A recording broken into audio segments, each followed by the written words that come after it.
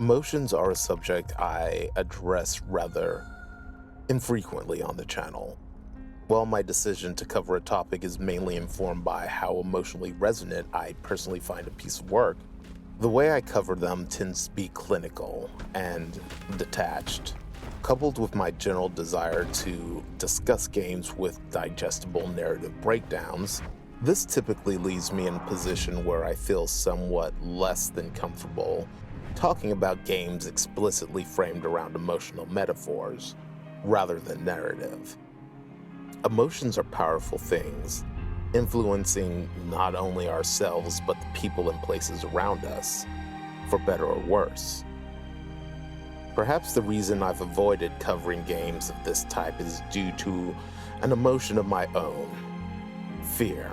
The fear that I, a deeply private person, would somehow expose an aspect of my personality by publicly interpreting these metaphors, and thus leave myself open to criticism of that interpretation. I suppose that fear is why I've decided to talk about today's game. It's a game about grief, or rather, a game about confronting and overcoming grief. Presented as a whimsical journey through a pastel watercolor fantasy world. A game where every aspect from visual design, music, mechanics, and gameplay are used to push one single idea: move forward, past grief. Today I'm here to talk about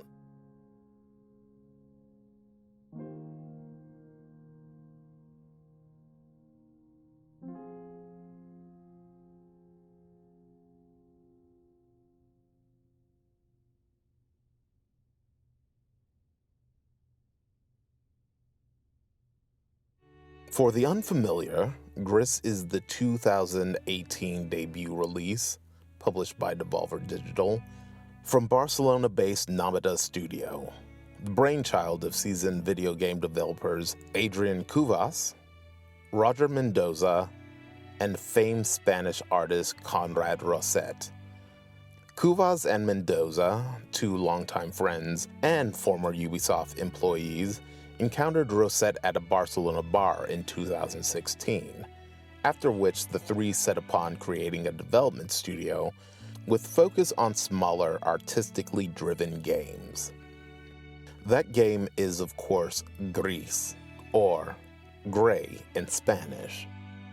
Now, as I mentioned earlier, the entirety of GRIS exists as a visual metaphor for overcoming the many stages of grief. As such, I felt that it's important to establish some naming conventions for the entities that exist in the world. First and foremost is our player avatar.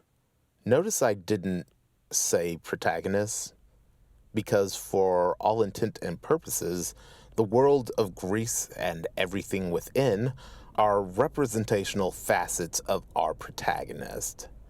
As such, I will refer to the player character as the child, short for inner child.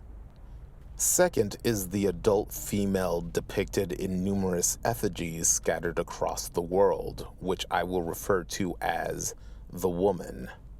This unnamed woman serves as visual representation of the actual human being struggling through grief, who is slowly pieced back together as the child scours her shattered emotional landscape. Finally, the writhing, roiling, inky blackness of the game's, for lack of a better term, antagonist, sorrow. All-consuming and nearly ever-present, Sorrow attempts to stop the child and consume the world at every opportunity. Now, with the stage set and our players in position, let's begin our journey.